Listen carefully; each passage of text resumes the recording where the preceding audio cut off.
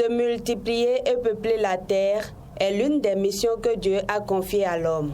Pour jouir de ce bonheur, il est indispensable de vérifier et d'anticiper tout ce qui pourrait troubler la quiétude du couple. C'est la raison pour laquelle il est nécessaire de faire un bilan prénuptial avant de s'engager. C'est très important de le faire dans la mesure où il faut le faire pour connaître l'électrophorèse des deux parents, pour voir si est-ce que les deux parents peuvent se mettre ensemble. Si ce sont des sujets qui ont une électrophorèse par exemple de AS ou AC ou SS, il y a le risque que les enfants naissent et que quelqu'un d'entre eux soit porteur, soit de drépanocyté. Ces examens peuvent nous prévenir contre par exemple le VIH-Sida, nous prévenir aussi la santé de nos enfants contre les maladies d'os qu'on appelle généralement drépanocytose. Il y a d'autres groupes, après des années, ils n'arrivent pas à concevoir et cela nous cause beaucoup de problèmes dans la société. Des divorces. Mais dans le cas où vous avez fait l'analyse, ça vous permettra de connaître comment prendre vos dispositions, de quoi souffre la femme ou l'homme. Et comme cela, vous allez prendre vos dispositions pour ne pas avoir des enfants anormaux. Pour le docteur Achille Obossou, gynécologue au centre hospitalier universitaire départemental Borgou à Liborie, plusieurs types d'examens interviennent lors du bilan prénuptial.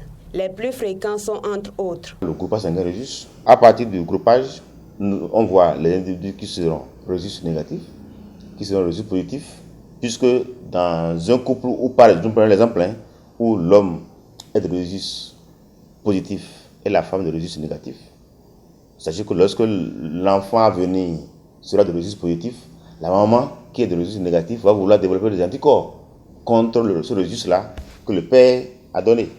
Et donc, du coup, la médecine a prévu des contournements, des médicaments pour piéger, pour contourner cet obstacle-là.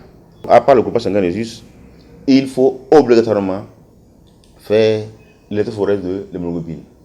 Ça permet de savoir quels sont les types de globines que chaque conjoint porte et de calculer selon la loi de transmission de Mendel les probabilités pour eux de donner des enfants soit porteurs de traits ou des enfants normaux ou des enfants malades. En dehors de ces deux bilans, il y a le bilan infectieux, le bilan IST. Aujourd'hui, vous connaissez le VIH.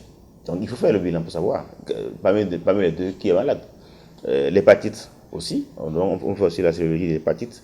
Si la femme n'a pas encore fait la rubéole, c'est bon de faire sa sérologie et si elle est négative, elle peut faire sa vaccination.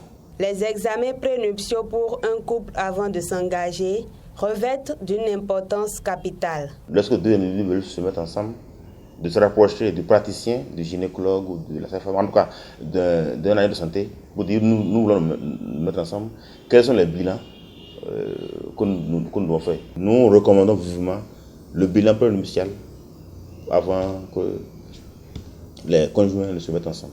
Et puis ils ne décident d'un projet de désir de maternité. Le bilan prénuptial est donc un ensemble d'examens de laboratoire qui précèdent le mariage. Il vise à préparer le futur couple à gérer certaines maladies ou carrément stopper la relation s'il le faut.